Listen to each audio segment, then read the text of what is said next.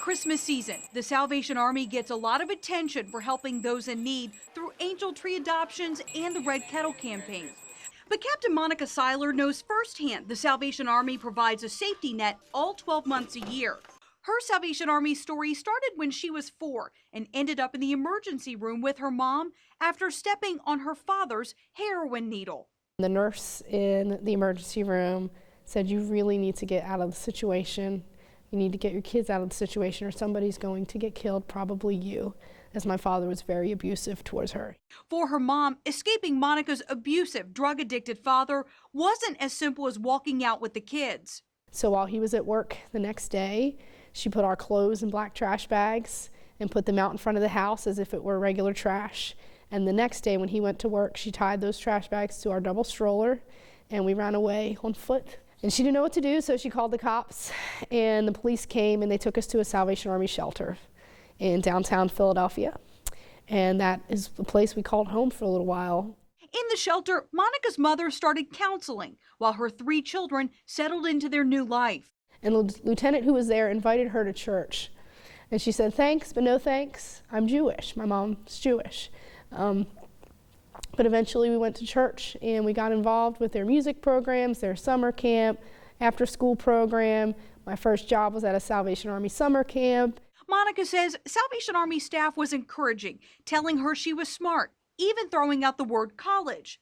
That's exactly where she ended up. In fact, on top of being an ordained minister, Monica has several degrees, including a master's in social work from an Ivy League school. But she ended up right back where she started, the Salvation Army. I went to college, I went to graduate school, and I felt called to the Salvation Army in full-time service as a Corps officer, which is what I do here in Roanoke. And so I've committed my life to serving the people that the Salvation Army serves and loving them how I was loved when I was a young child. Now, as a leader, she has a unique perspective many don't expect. You know, I know what it's like to have to go to bed when the sun goes down because you don't have electricity. You know, I know what it's like when there's no food in the freezer because the food stamps don't get you through the whole month.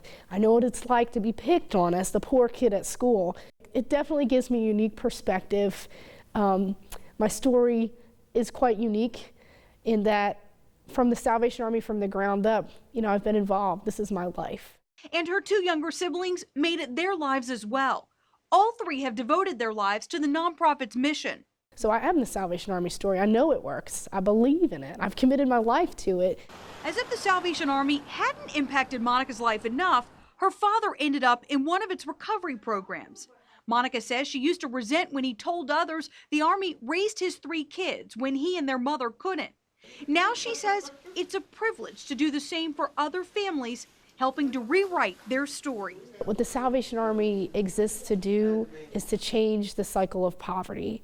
So we want people who have been struggling for generations to not have to struggle anymore. And so we want to put ourselves out of business, in a sense. Until that day comes and the Salvation Army can close its doors, Monica will continue changing lives. She lied to me. All right, let me go see that. Rachel or Jared?